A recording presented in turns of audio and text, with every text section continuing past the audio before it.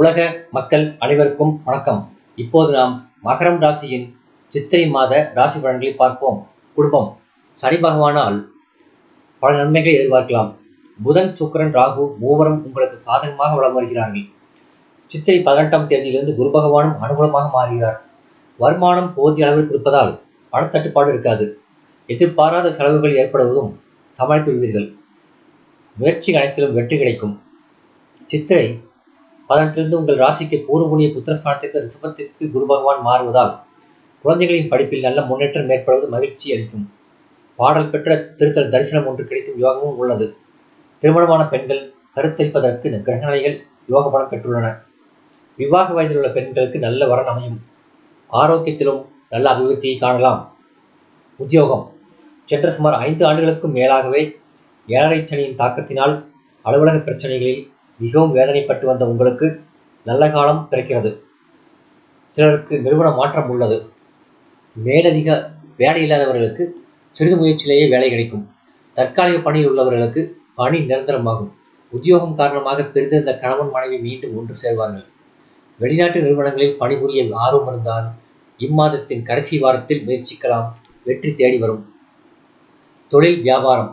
தொழிலை அபிவிருத்தி செய்வதற்கு கிரகநிலைகள் 3ஆம் வாரத்திலிருந்து அனுகூலமாக மாறுகின்றன. உற்பத்தியை அதிகரித்துக் கொள்ளலாம். உங்கள் பொருள்களுக்கு சந்தையில் அதிக தேவையும் நல்ல விலையும் கிடைக்கும். ஏற்றுமதி துறையினருக்கு வெளிநாடுகளிலிருந்து புதிய ஆர்டர்கள் வரும்.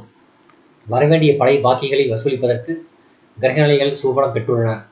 புதிய தொழில் ஆரம்பிப்பதற்கு சாதகமான மாதம் இது. ஒரு சிலர் சொந்த கட்டடத்திற்கு மாற்றம் செய்வார்கள்.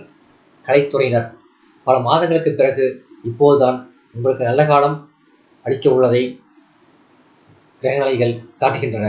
3ஆம் வாரத்திலிருந்து மீண்டும் வருமானம் வர தொடங்கும். புதிய வாய்ப்புகள் கை கொடுக்கும். அரசியல் துறையினர்.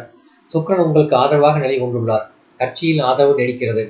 வெற்றி கனியை எளிதில் பறித்துவிட சுக்கிரன் சனியின் நிலை சாதகமாக உள்ளது. மாணவ மாணவியர். கிரகநிலைகள் இம்மாதம் முழுவதும் உங்களுக்கு ஆதரவாக இருப்பதால் தேர்வுகளில் தன்னம்பிக்கையையும் ஆர்வமும் மேலிடும். நினைவாற்றல் சரியான விடையளிக்க துணை நிற்கும். விவசாயத்துறையினர்.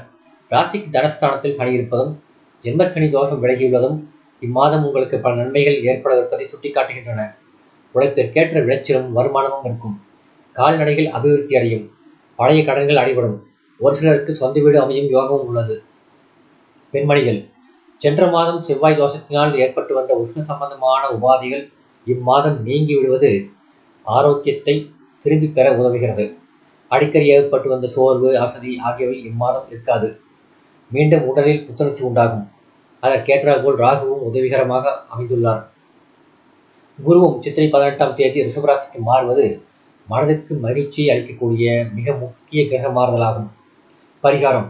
அருகிலுள்ள திருக்கோயில் ஒன்றில் சனிக்கிழமைகளில் மேற்கு நோக்கி நல்லெண்ணெய் தீபம் ஏற்றுவது சிறந்த பரிகாரமாகும். சந்திராஷ்டம தினங்கள். சித்திரை 5 காலை முதல் 7 இரவு வரை. நன்றி.